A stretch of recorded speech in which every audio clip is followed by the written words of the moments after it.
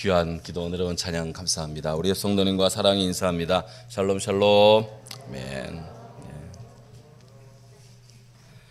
살면서 저도 그렇지만 내 몸은 누구보다도 잘 대접받아야 될 이유가 있다. 그런 생각을 할 때가 많습니다. 그래서 날씨가 너무 더우니 밖에 나가지 말아야지. 또 날씨가 너무 추우면 따뜻한 실내에 있어야지.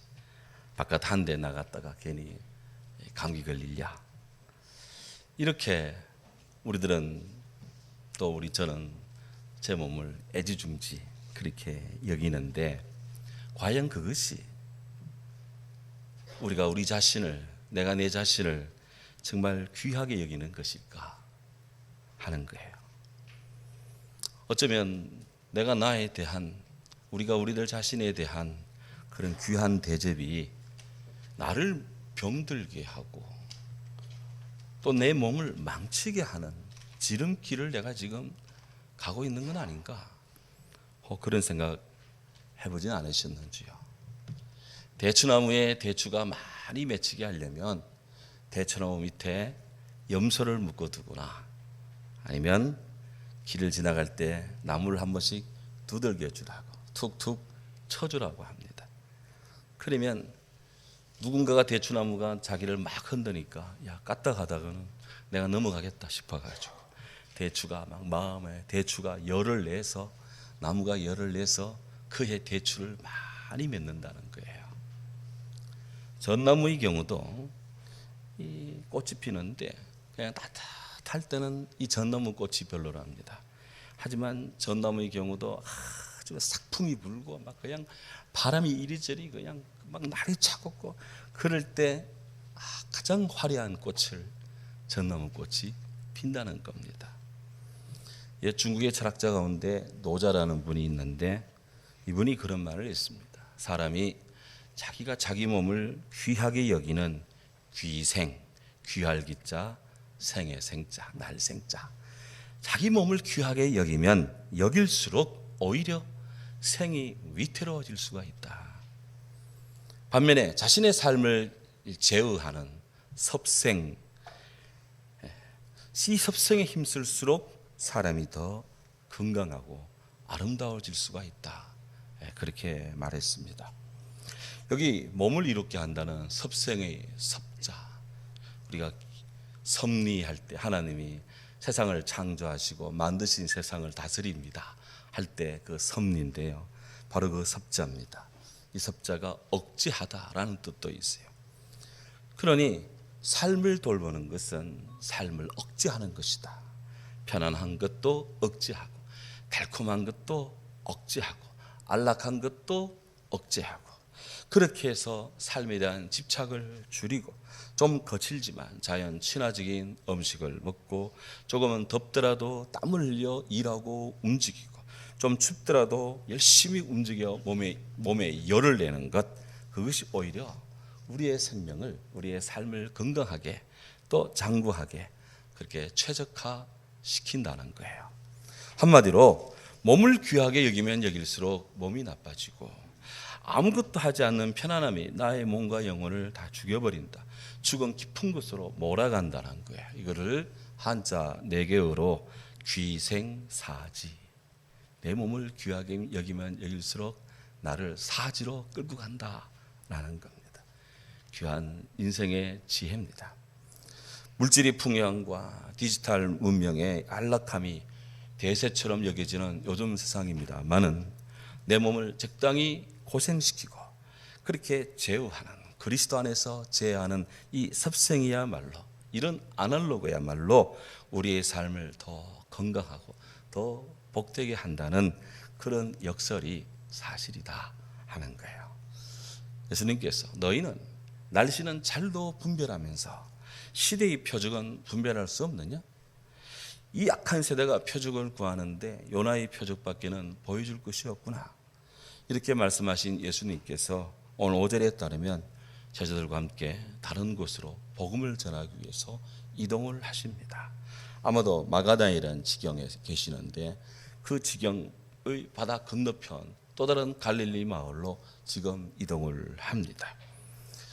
그게 그냥 계셔도 되는데, 좀 쉬고 해도 되는데, 제자들을 위해서라도 좀 여유 있게 움직이셔도 되는데 주님이 또 움직이십니다.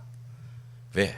예수님 입장에서 아직도 전가해야 될 말씀이 있고 아직도 구원받아야 될 사람이 도처에 천하에 깔려 있는 것입니다. 그래서 계속해서 복음을 전하기 위해서 우리 주님 열심히 일하고 열심히 움직입니다. 귀생하는 것이 아니라 그냥 섭생에 힘을 쓰고 있습니다. 열정적으로 움직이고 있습니다. 저는 성경에서 우리 예수님의 이런 모습을 보면 마음이 뜁니다. 바로 우리 주님의 열정 어린 그 열정입니다. 우리가 열정을 이야기할 때 늘 사람들 마음에서 또 사람들의 영혼에 불타오르는 그런 뜨거운 마음을 우리가 생각을 합니다. 맞습니다. 그런데요, 알고 보면 세상에 존재하는 모든 것들은 나름의 열정이 있습니다. 요즘 우리나라도 애견 천국이 되었습니다. 집에 기르는 강아지가 1000만 마리가 있대요. 근데 이 1000만 마리 강아지가 어디 있습니까? 전에 같으면 다 집집마다 마당에 있는데 요즘은 그 강아지들이 마당에 없어요. 다 그냥 주인과 함께 집에 살고 있습니다. 각자의 주택에 살고 있어요. 근데 그 강아지 수가 1000만 마리예요. 근데 이 요즘만 기르는 것이 아니라 옛날에도 집에서 기르는 경우가 많았습니다. 루터 일화에 이런 것이 있습니다. 루터가 아침마다 종교개혁자 마틴 루터, 이 루터께서 이제 아침마다 식사를 우리 사모님과 같이 자녀들과 같이 식사를 하는데 그 옆에 빠지지 않고 루터 옆에 딱 이렇게 옆에 보초서는 자가 있는데 집에서 기르는 강아지입니다. 이 강아지는 뭐 집에 있는 식구들이 많이 있지만 다른 사람 잘 보지 않고 계속 루터를 보고 있습니다. 그분이 그 마을의 담임 목사니까 걔도 알고 주목하는 거예요. 식사 때가 됩니다. 그러면 이제 루터의 손이 빵으로 가면은 이 강아지 눈도 빵으로 가고, 그 빵이 루터의 입으로 들어오면 강아지 눈도 루터의 입으로 가고, 다시 이 손이 또 빵으로 가면 또 눈이 빵으로 가고, 또 그게 입으로 들어오면 또 입으로, 계속해서 루터의 손을 따라 먹거리를 따라서 움직입니다. 다른 눈 돌아가는 것이 없더래요. 그러다가 너무나 그 모습이 기특해서 루터가 고기 한 점 탁 던져주면 정신없이 먹어 치우고는 다시 맞들어 총 딱 해서 다시 주인을 봅니다. 또 달라고. 그래서 입 짝짝 다시고는 그냥 쫙 보는데 루터가 영적 진리를 여기서 깨달았습니다. 아, 강아지가 내 손을 바라보는 것처럼 내가 주님을 바라보고 내가 주의 말씀을 바라보았더라면 우리 주님이 더 기뻐했을 것이고 내가 더 큰 은혜와 감동이 있을 것인데, 저 강아지가 밥 먹는 내 손을 늘 쳐다보고 있는 것처럼 저때 일절 잡념이 없고 눈도 돌아가지 않고 오직 나만 보고 있는데, 우리가 하나님 앞에서 귀하신 하나님 앞에 기도한다면서 그 기도 시간마저도 온갖 잡된 잡념으로 가득 차 있구나, 그렇게 회개했대요. 예, 루터 탁상담화에 보는 책에 나오는 일화입니다. 예. 정녕 루터의 영혼은 우리 주님을 향해 불타올랐습니다. 그 삶을 드렸습니다. 그래서 교회가 개혁이 된 거예요. 오늘 우리는 지금 어떤 마음의 열도로 어느 정도의 집중도를 가지고 우리가 주님을 보고 주의 사랑을 지금 지켜보고 집중하고 있습니까?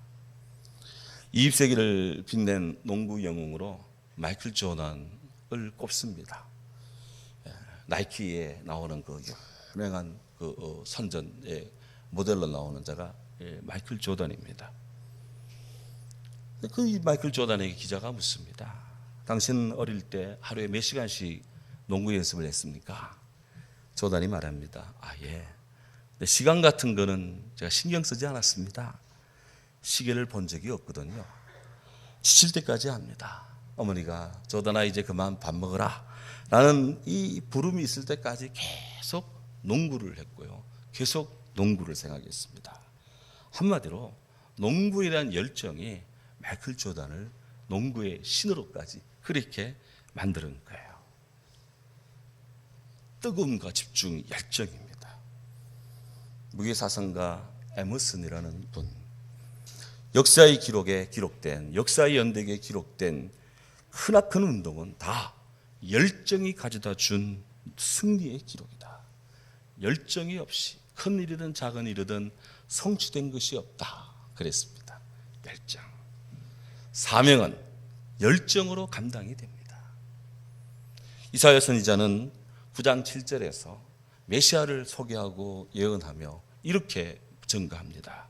그 정서와 평강의 더함이 무궁하며 또 다윗의 왕자와 그의 나라에 군림하여 그 나라를 굳게 세우고 지금 이후로 영원한 정의와 공의로 그것을 보존하실 것이라.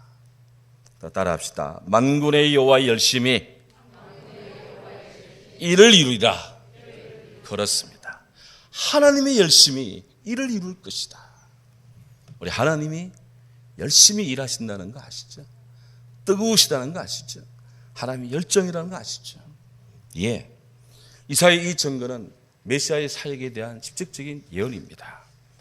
이사야 선지자는 예수 그리스도를 안에서 예수님을 통해 예수님으로 말미암는 구원의 계획을 성취함에 있어서 하나님이 열심히 일을 이룰 것이다.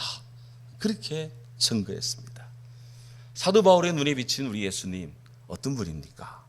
디도스 2장 14절에 그가 우리를 대신하여 십자가를 지시만 모든 불법에서 우리를 구속하시고 우리를 깨끗게 하시고 선한 일에 열심히 하는 당신의 친백성이 되게 하려 하심이라. 우리로 하여금 선한 일에 열심인 무엇이 선입니까? 루터는 말합니다. 하나님을 믿는 것이 선이다. 하나님을 믿는 일에 열심인 백성이 되게 하기 위해서 우리 주님이 당신 자신을 십자가에 내어 주셨다고 그렇게 전합니다. 그렇습니다. 우리 예수님은 열정적인 인생을 사셨습니다. 예수님은 30년이 조금 넘는 33해의 인생을 살면서도 본인의 일을 다 감당했습니다. 아니, 넘치게 감당을 했습니다. 때때로 식사할 겨를도 없이 밀려드는 사람들에게 복음을 전하고 찾아오는 사람들에게 기도해주고 하나님의 사랑을 증거합니다. 십자가에서 당신의 시를 감당하기 앞서서 마지막 그 사명 완수를 위해 땀방울이 핏방울 되도록 그렇게 밤이 맞도록 기도하시고 십자가에서 당신을 다 내어주시는 것입니다. 이보다 더한 열심이 어디 있겠습니까? 죄인된 우리를 구원하시는 우리 주님의 열정을 찬양합니다. 그래서 제자들이 지금 주님을 따라 움직입니다. 그랬는데 주님 따라 급히 오가다 보니 오늘 5절에 보니 서둘러서 그랬는지 너무나 긴장해서 그랬는지는 몰라도 떡 가져오기를 잊었다고, 빵 가져오기를 잊었다고 오늘 성경에 기록합니다. 추측컨대 예수님 제자들은 아직 젊었을 것입니다. 하지만 중요한 먹거리인 빵을 챙겨오는 것을 깜빡한 거예요. 그 앞에 보리떡 7개, 물고기 2마리로 4,000명 먹이는 일이 있는데 남은 방주리가 떡방주리가 7방주리가 있었는데 그 중에 하나라도 가져와야 되는데 그걸 그냥 두고 온 거예요. 주님 따라 급히 바다를 건너 왔습니다. 마가복음 8장 41절에 동일한 이 말씀에 그들에게 수중에는 딱 오래된 빵, 묵은 빵 한 덩이밖에 없었다. 빵을 다 두고 온 거예요. 깜빡깜빡하는 것은 어제 오늘의 문제가 또한 아닌 것 같아요. 어느 50대 여사가 슬슬 걱정이 되었습니다. 순간순간 단어들이 잘 생각이 나지 않았기 때문입니다. 해서 지나가는 길에 동네 회갑잔치를 막 한 어느 동네 형님을 만납니다. 그 이 여사는 순간 회갑잔치 잘 하셨어요? 라는 말이, 이 회갑잔치라는 말이 기억이 안 났어요. 그래서 인사를 합니다. 육갑잔치 잘 하셨어요? 그러자 그분이 예, 회갑잔치 잘했어 하고는 바이바이 했습니다. 그만 자신에게 열불이 났습니다. 그래서 그 여사는 아이스크림 가게에서 이 가슴을 식히겠다고 설렘을 주문하고자 했는데 설렘의 아이스크림이 생각이 안 나. 이름이 생각이 안 나. 그래서 총각 망설임 하나 줘요 그랬대요. 그랬더니 이 총각이 설렘 아이스크림을 줘서 한 입 쭉쭉 잘 빨아 먹었습니다. 이제 정신을 좀 차리고 은행에 가서 중요한 일을 봅니다. 가서 은행에 통장 재발급을 위해서 은행 창구 갔더니 직원이 뭘 도와드릴까요? 했더니 예, 통장 재개발해 주세요. 통장 재개발해 주세요. 그랬대. 그러자 예, 통장 다시 발급해 드리겠습니다. 그래서 이제 이분이 통장을 다 발급해서 집에 왔는데 밥솥을 보니 밥이 없어요. 근데 아들이 탁 들어옵니다. 그러자 엄마가 말합니다. 야, 너 밥 없다. 너 포크레인 먹어라. 그랬대. 그러자 아들이 엄마 알았어. 콘프레이크 먹을게. 그랬다는. 아시는 분은 알고 그냥 웃으실 분은 웃고 웃지 않으실 분은 안 웃어도 됩니다. 너무 저거 한지. 혹 주변에 사람 이름 생각이 잘 나지 않고 순간순간 단어가 잘 생각이 나지 않는다고 너무 인생에 풀 죽지 마시고 기죽지 마시기 바랍니다. 여기 제자들도 예수님 제자들도 빵 두고 갖고 오는 것을 잊어먹었대요. 잊어먹었대요. 그리고 제자들이 걱정합니다. 우리 빵 두고 왔네. 빵이 없어. 빵자루 하면서 막 저들이 그래 빵도 안 가져왔어 하면서 서로 그냥 티격태격합니다. 이 모습을 보신 예수님께서 삼가 바리새인의 누룩을 조심하라 이렇게 말씀하는 거예요. 지금 빵이 없다고 난리를 치는데 예수님이 빵 문제, 야 누가 빵 안 가져왔냐? 책임이 누구야? 이래 묻지 않고 바리새인 사두개인들의 누룩을 조심해라. 주님이 그렇게 당부하시는 거예요. 누룩이 나옵니다. 이스트, 누룩. 누룩이라는 거 다 아시는 것처럼 음식을 발효시킵니다. 된장에 김치에 다 누룩이 다 들어가 있는 거예요. 또 빵을 만들 때 누룩이 필수입니다. 성경에는 누룩 이야기가 88번 88에 나오는데요. 구약에 71번, 신약에 17번 이렇게 88회가 누룩 이야기가 나옵니다. 이 누룩이 들어가면 본래의 물질에서 또 다른 물질로 이렇게 변화가 일어나는 거죠. 이 좋은 의미로 쓰여질 수도 있습니다. 천국은 마치 가루 서말 속에 넣은 누룩과 같으니라. 이거는 이때는 보이지 않는, 눈에는 보이지 않지만 내적인 변화를 일으키는 것을 천국의 누룩적인 변화다. 그래서 저도 기도할 때 우리 교회가 누룩처럼 계시처럼 그렇게 동서남북으로 부흥하게 해달라고 식사 때만 늘 그렇게 기도를 합니다. 이때는 좋은 의미예요. 근데 예수님께서 바리새인과 사두개인들의 누룩을 조심하라 할 때의 누룩은 좀 부정적인 차원에서 의미입니다. 왜 주님은 바리새인과 사두개인들을 왜 이렇게 누룩 같은 존재, 그들의 교훈을 누룩이라고 이렇게 칭했을까 하는 겁니다. 당시 예수님 시대의 이 바리새인들은 그들이 전통 종교 의식적 차원에 아주 치중을 했습니다. 그래서 그들만의 신앙을 유지하고 지켜나가는데 목숨을 거는 자들이 바리새인들이었습니다. 그런데 이 바리새인들은 구약의 율법과 전통을 지키는 데는 온 힘을 다 기울였는데 우리 예수님의 천국 복음 운동에 대해서는 사사건건 태클을 겁니다. 어떻게 하든지 주님의 일이 잘 되지 않도록 그렇게 방해를 놓고 심수를 놓습니다. 이름하여 바리새인의 누룩입니다. 사두개인들, 이들은 성경을 믿습니다. 단 창세기, 출애굽기, 레위기, 민수기, 신명기, 토라 5권만 믿습니다. 나머지는 다 믿지 않습니다. 아예 읽지도 않습니다. 하나님의 구원의 사역, 예정, 하나님의 섭리 부인합니다. 특히 사두개인들은 사탄의 존재도 부인하고 예수님의 부활도 부인합니다. 그러면서 그들은 하나님을 믿는다는 백성들입니다. 그들은 오직 현실 지상주의적인 삶을 살았습니다. 오늘의 시각에서 보면 바리새인들은 성경에 있는 것을 그대로 지키고자 하는 굉장한 보수주의자고 사두개인들은 상당히 진보적 자유적인 그런 사람들이에요. 어느 시대건 이 보수도 있고 진보도 있고 양쪽이 대립하거나 또는 긴장하거나 또는 타협하거나 이렇게 해오고 있습니다. 근데 우리 예수님도 그 보수와 진보 사이 속에 우리 예수님이 계시고 있는 거예요. 성경에는 이런 것들이 다 들어와 있습니다. 중요한 것, 주님이 바리새인에게 치우쳤느냐? 아닙니다. 사두개인에게 치우쳤느냐? 아닙니다. 우리 예수님은 진보와 보수를 다 아우르면서 당신의 진리로 이끕니다. 그리스도 안에서 우리는 하나님 중심, 성경 중심, 교회 중심, 주 예수 그리스도 복음 중심, 복음의 중심으로 우리는 중심을 잘 잡아야 됩니다. 그래서 지금 제자들은 먹는 빵 문제를 이야기하는데 주님은 지금 바리새인의 누룩을 조심하라, 딱 그렇게 하면서 차원이 다른 말씀을 해요. 제자들로 하여금 눈이 휘둥그레지게 만듭니다. 제자들은 걱정합니다. 우리가 떡을 가져오지 않았네. 당시에 떡은 보통 길이가 지름이 한 15cm, 그 다음에 두께가 한 1.5cm 되는 그런 빵이라 할 수도 있고 떡이라 할 수도 있고, 영어로는 브레드라고 빵으로 번역을 합니다.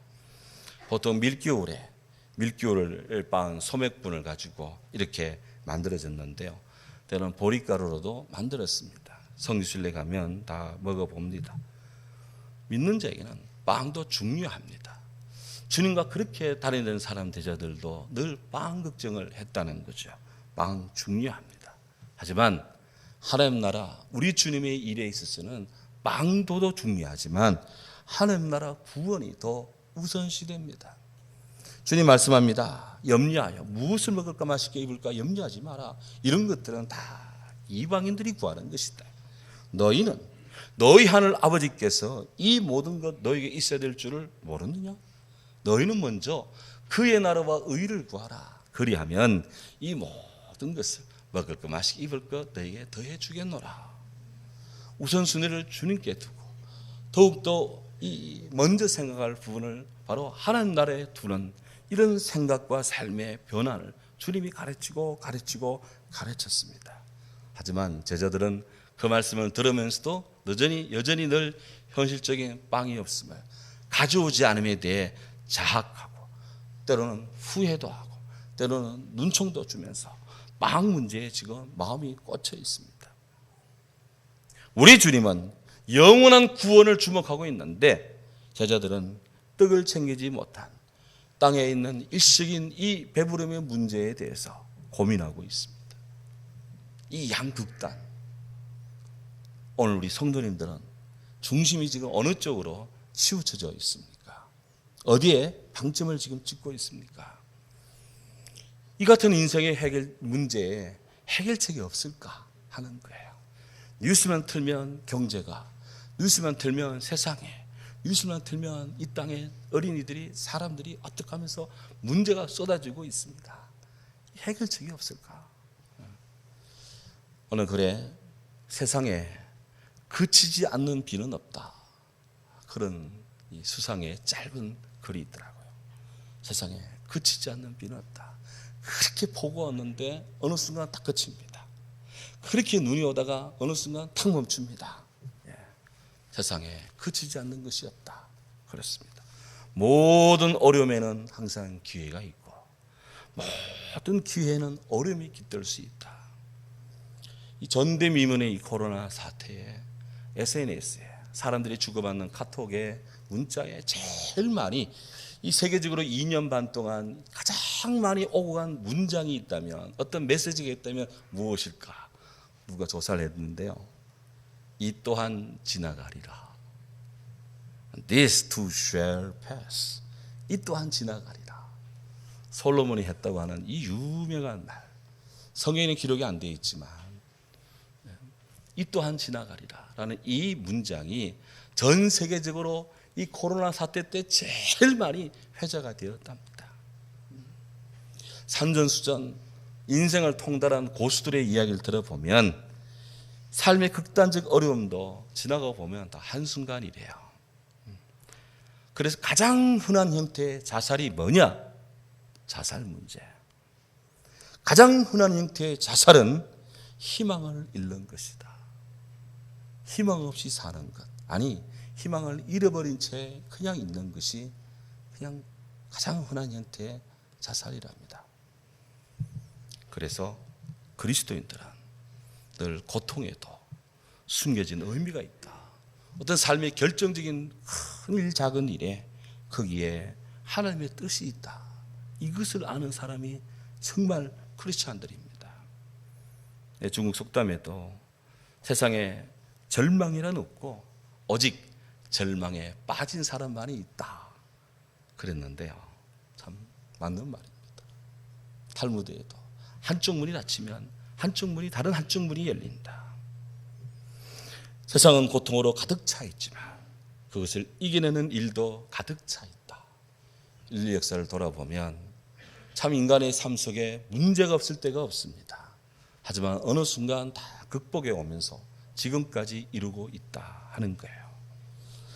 예수님께서는 바리새인 사두개인들 이들에 의해서 뒤틀린 하나님 나라에 관한 진리 구현을 지금 논하고 있는데, 제자들은 깜빡깜빡 빵을 가져오지 않았다고 깜빡깜빡 하면서 이렇게 빵 문제를 걱정하고 있는데, 우리 예수님 마음에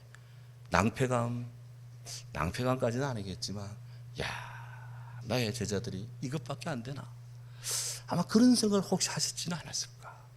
그래서 주님이 생뚱맞게도 바리새인과 사두개인들의 누룩을 조심하라, 그렇게 말씀했습니다. 오늘 우리가 여기서 해결점을 어떻게 찾아야 될까요? 지금 주님이 요구하시는 것이 무엇일까?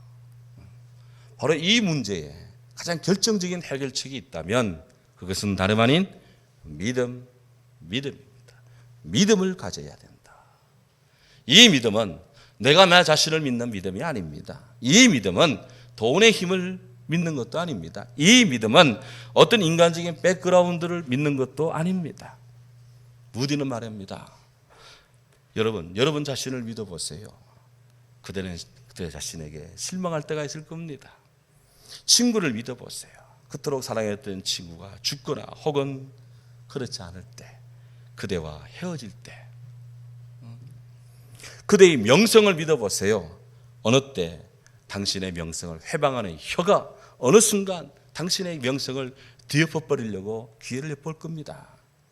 그러나 예수 그리스도 우리 주님을 믿어보세요. 당신에게는 현세와 내세 후회함이 없는, 흔들림이 없는 그 나라, 그 땅이 주어질 것입니다. 할렐루야. 풍랑이는 바다에서 헤매던 제자들이 자기 힘으로 해보려고 안 되다가 주님을 깨웁니다. 주여 일어나소서, 우리가 죽겠나이다. 주님은 늘 묻는 자의 답이십니다. 구원한 자의 응답이십니다. 제자들이 깨우니까 주님 일어나십니다. 죽겠다 하니까 구원하십니다. 바람과 바다를 꾸짖습니다. 조용해라, 잠잠하라 하니 금방 잠잠해졌어요. 그리고는 말씀합니다. 너희 믿음이 어디 있느냐? Where is your faith? 너희 믿음이 어디 있느냐? 주님 지금 믿음을 찾고 있습니다. 주님은 우리에게 믿음을 요구하십니다. 우리 모두 주 예수 그리스도 우리 주님을 믿읍시다. 주님을 믿어야 됩니다. 주님께서 해결하십니다. 해서 오늘 성경에 말합니다. 예수님이 제자들을 보고 말합니다. 믿음이 작은 자들아, 너희가 아직도 깨닫지 못하느냐? 떡 5개, 보리 5개로 5,000명 먹이고 12광지 남은 것, 보리떡 7개로 4,000명 먹이고 떡 7광지에 남은 것, 그거 기억 못하느냐? 어찌 내 말한 것이 떡에 관한 것이 아닌 것을 깨닫지 못하느냐? 오직 바리새인과 사두개인들의 누룩을 조심해, 주님이 말씀했습니다. 마가복음에 떡 한 덩이 있었다 그랬어요. 아마도 주님이 그거 축복해서 제자들에게 나눠서 배불리 시켜 먹어라 그냥 해서 그냥 그렇게 해 주시지 않았을까? 성경에는 안 나오니까 그냥 추측입니다. 오늘 주님이 우리에게 요구하는 것은 당신의 제자들이 예수님께 밥상 잘 차려주는 것 원하지 않습니다. 주님이 제자들에게 원하는 것 믿음입니다. 주님이 오늘 우리에게 원하는 것 믿음입니다. 보리 5개, 물고기 2마리로 5,000명 먹이시는 하늘의 식탁을 베푸시는 주님을 믿는 것입니다. 보리떡 7개로 4,000명 먹이고도 7가지 남기시는 하늘의 기적을 베푸시는 주님을 믿는 것입니다. 믿음 없이는 하나님을 기쁘시게 못합니다. 하나님께 나아가는 자는 반드시 첫째, 하나님이 계시는 것, 존재하는 것, exist, 하나님이 존재한다는 것을 믿어야 되고, 하나님이 당신을 찾는 자에게 상 주시는 이심을 주여 구원하소서 할 때 구원해 주고, 주여 나를 고치소서 할 때 낫게 해주고, 이 주님을 찾는 자에게 주님이 역사하심을 믿는 것을 주님이 원하는 것입니다. 하나님이 이런 자를 기뻐하신다.